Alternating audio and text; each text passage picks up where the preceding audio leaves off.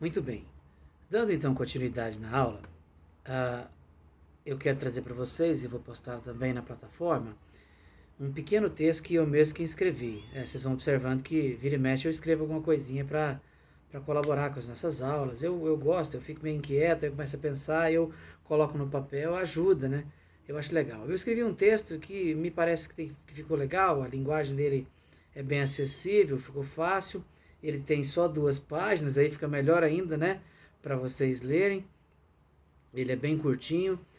O título é Leitura, uma visão histórico-cultural. É basicamente uma síntese da visão materialista histórica dialética e sociocultural que está ali nos trabalhos de uns caras chamados Leontiev, Vygotsky, Vasily Davidov, uns caras ali da Rússia, né? A teoria histórico-cultural é russa, que também são leitores de Karl Marx. E aí é engraçado porque eles leram Marx no período em que a Alemanha e a União Soviética não se bicavam, né? Se é que um dia se bicaram. E mesmo assim, não houve não interrompeu, né, que os pensadores russos tivessem condições de pensar e de se apropriar das ideias do alemão. A gente percebe que do ponto de vista da ciência, das ideias, da academia, as guerras são diferentes, né? Mas não é esse o nosso tema. O que eu trago para vocês nesse pequeno texto que eu escrevi é justamente para mostrar para vocês como é que a gente, desde criança, antes da aprendizagem formal, que lá vai ser inaugurada lá na escola, a gente já começa a ler, por exemplo, os gestos familiares, como é que a criança começa dentro de casa a se apropriar de como é que ela ganha o colo materno, como é que ela vai estar com fome, como é que ela chora, aquilo tudo, ela aprende rapidinho, ela faz a leitura, como é que os coleguinhas dela são, como é que a família dela é, quem que é o mais bravo, quem que é o menos bravo da família, tudo isso ela vai ganhando. Isso é leitura. Depois ela vai crescendo e chega na escola e tudo mais. E lá na escola ela encontra uma nova realidade, que é essa realidade de como é que eu tenho um desenho que agora vai tentar representar aquilo que já existia materialmente. Então, na escola você vai aprender lá, por exemplo, o S, né, de sapo. Aí desenha o sapinho para poder, no sapinho, o exemplar do sapinho que existia, e aí o S que vai puxar o sapinho, né? Sá, sé, si, só, su. Então, assim, essa colocação do desenho é para tentar criar uma conexão. A colocação do Szinho com o som ligado ao Szinho do sapo, tudo vai tentando criar uma ligação entre o material que já existia e aquilo que já vai precisar existir ali na escrita. Eu acho legal demais quando a gente pensa em coisas que tem tanta dificuldade. Por exemplo, vamos lá, pega aí pra gente aí a palavra, a letra X, né? A criança está aprendendo o que é X. Aí o som de X é X, em xícara. Xícara, né? Aí desenha a xícara lá. Aí tá lá, xícara. Aí ela aprende a ler xícara, tá tudo bem para ela. O som de X, 2 pauzinhos trançados assim, faz X, né? Ela aprende. Só que ela encontra outra palavra que o X não tem mais som de X, tem som de Z, que é exemplo, por exemplo, né? Êxodo, táxi, aí já é outro som. Mas vamos pegar primeiro o som de Z, né? Ela tá lendo, ela fala, por exemplo, aí não é por exemplo, é por exemplo. E exemplo, não tem como você desenhar igual você desenha a xícarazinha, né? O que você vai usar, que desenho que você vai usar para dizer que é exemplo? Não dá. Então você já perde essa referência. Aí vem, depois, né? Oxigênio, é um K e um S junto para sonorizar o X. Aí é o tal do táxi que eu dizia também, né? Aí você desenha o táxi lá e tudo, desenha o H2O, aí oxigênio, não.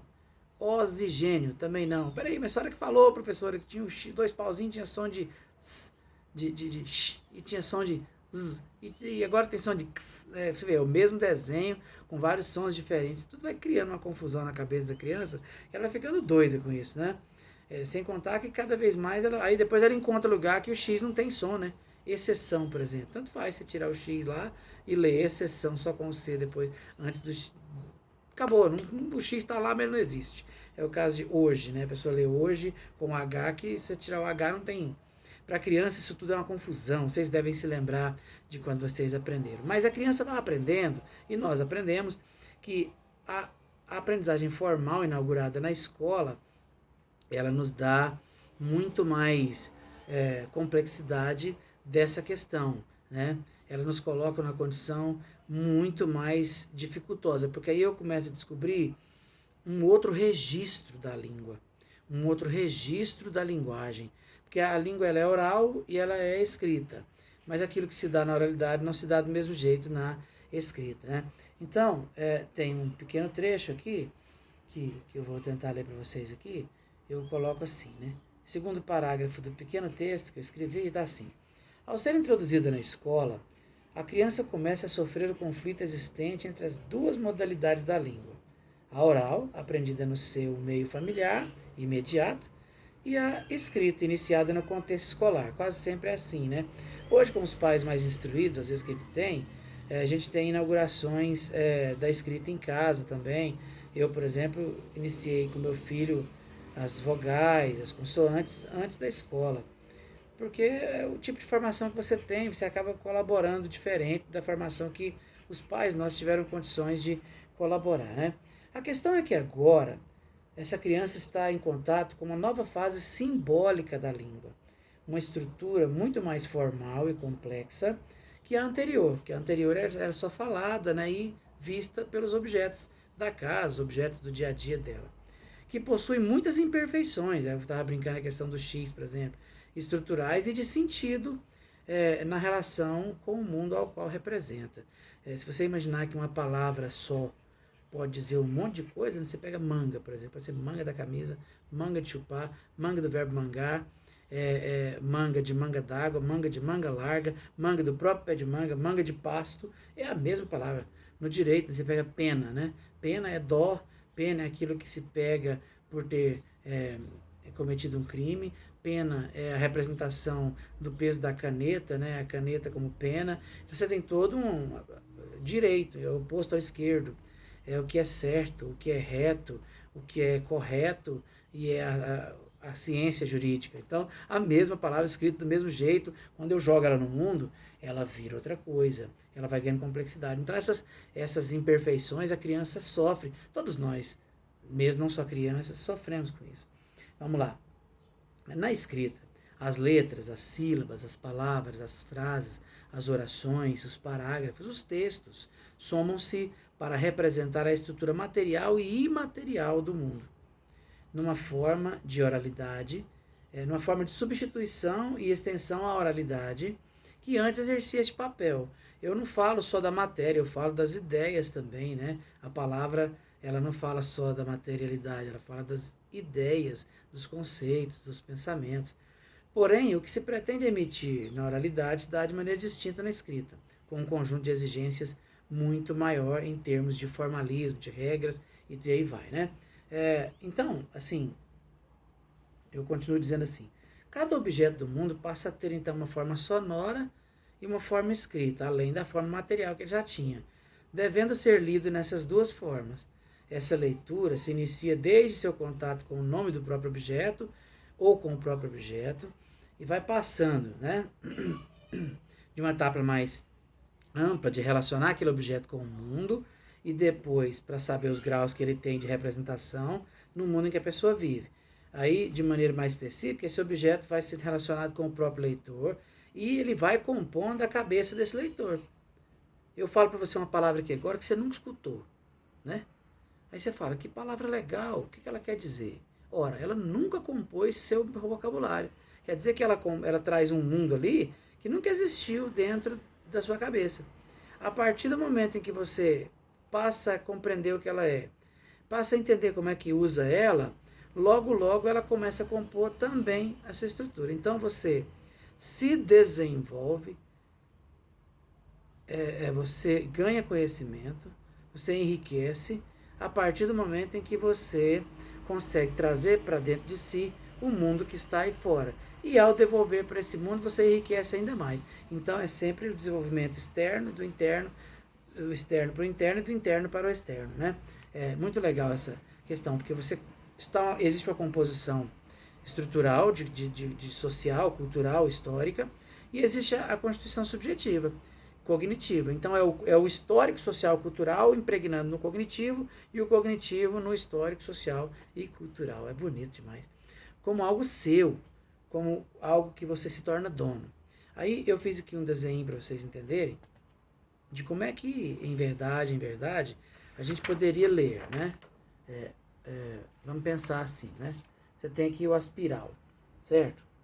Esse é um aspiral, vocês estão vendo que eu sou um grande desenhista, né? Eu sou um gênio de desenho. E você tem aqui 3 fases: internalização, interiorização, apropriação, certo? Essas 3 fases, elas vão te dar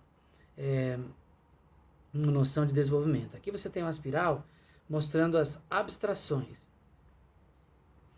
E aqui no comecinho você tem o que é concreto dado, ou seja, quando eu começo a leitura, eu começo a olhar um objeto, seja qualquer ele, eu tenho aqui um concreto dado, aquilo que às vezes eu nunca dei atenção, aquilo que está diante de mim e eu nunca parei para observar, né? Pode ser algo bem simplório do seu dia a dia. Vamos lá, você pega lá o cesto de lixo na sua casa. Quantas vezes você passa por aquele cesto de lixo ali e não dá moral para ele, né? Às vezes você joga até o lixinho lá que bate na borda, cai fora e você não vai lá colocar lá dentro novamente. Tem todo um contexto aí de uso daquele objeto. Ora, se você começa a partir do concreto dado, a pensar, né, a fazer a reflexão, essas abstrações, esse aprofundamento sobre o que é esse cesto de lixo, você começa a tirar o cesto de lixo da condição material dele para uma condição interna na sua cabeça, que a gente chama de internalização. Zação é esse movimento mesmo. Eu pego o que é mundo e trago para o cognitivo. E, ao pensar, eu devolvo para o mundo. Então, você vê que tem uma espiral aí, indo e voltando, né? Quando a gente está escrevendo, não é assim? A gente escreve um pouquinho, para, lê aquilo, aí depois que você leu, você continua escrevendo. Aí você para de novo, lê de novo, você sempre vai e volta. Você não consegue sair escrevendo esparoladamente e depois você vai ler tudo de novo. Você vai sempre lendo, escrevendo, e o texto também, quando você lê ele, sublinha ele tudo, você volta para reler ele novamente, para fazer essa busca. Então é sempre em espiral. Nossa reflexão, ela não é... Por isso que ela é reflexão de novo, né? Ela não é o caminho solto do pensamento que vai se esticando em linha reta. Senão a gente se perde, né? Você começa a falar de uma coisa e termina em outra completamente diferente. Quanto mais eu abstraio, mais eu subo nessa abstração, eu tiro o objeto da internalização para um contexto de interiorização. O que é interior? É dentro, né? Eu coloco mais para profundo, eu crio memória de média duração, de longa duração. Eu saio do interno apenas para tornar aquilo profundo, interior, lá dentro.